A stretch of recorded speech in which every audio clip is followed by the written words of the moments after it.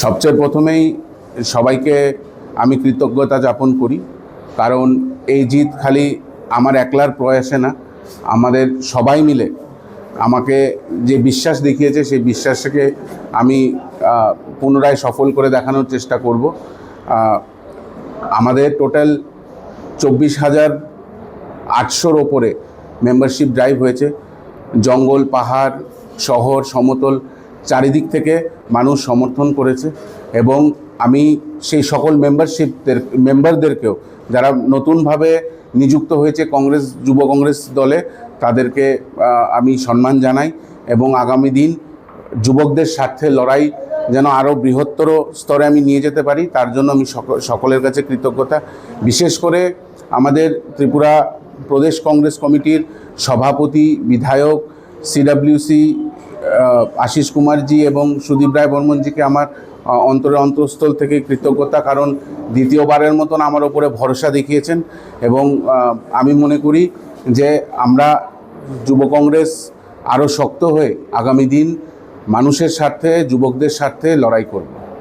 মোটামুটি আগামী দিনের পরিকল্পনা কি রয়েছে? দেখুন, পরিকল্পনার থেকেও বেশি এই রাজ্যের যুবকরা হতাশ। এই রাজ্যের যুবকদের হাতে যেখানে চাকরির কাগজ হওয়া উচিত ছিল, এই ভারতীয় জনতা পার্টি আসার পরে তাদের হাতে ড্রাগস ধরিয়ে দিয়েছে। আপনারা দেখেছেন যে ইতিমধ্যেই রাজ্যে শোনা যাচ্ছে নতুন ড্রাগস এই ভারতীয় জনতা পার্টির সরকারে আমদানি হয়েছে, সেটাকে বলছে জম্বি ড্রাগস, যে আমরা নানান জায়গায় নানান রকম ভিডিওতে দেখছি, যেটা আশঙ্কাজনক এবং এই রাজ্যের জন্য অত্যন্ত বিস্ময় একটা সময়।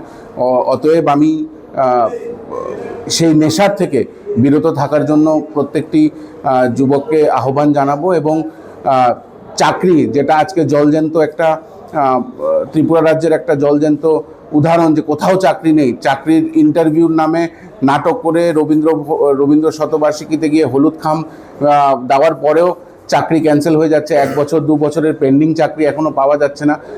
যুবকরা রাস্তায়, 2 দিন পরেই আমরা দেখছি যে যুবকরা আন্দোলনে যাচ্ছে, সিএমের বাড়ির সামনে বসছে। তো সেটাই বোঝায় যে রাজ্যে কি একটা যুব বিরোধী একটা সরকার।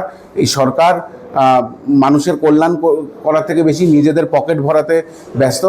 তাই আগামী দিনের পরিকল্পনা এটাই থাকবে যে এই রাজ্য থেকে যাতে নেশাকে সরাতে পারি এবং যুবকদের হাতে যাতে, প্রত্যেকের হাতে যাতে তাদের সামর্থ্য অনুযায়ী এক চাকরি হয় এবং তার স্বার্থে যাতে আরও বৃহত্তরভাবে লড়াই করতে পারে।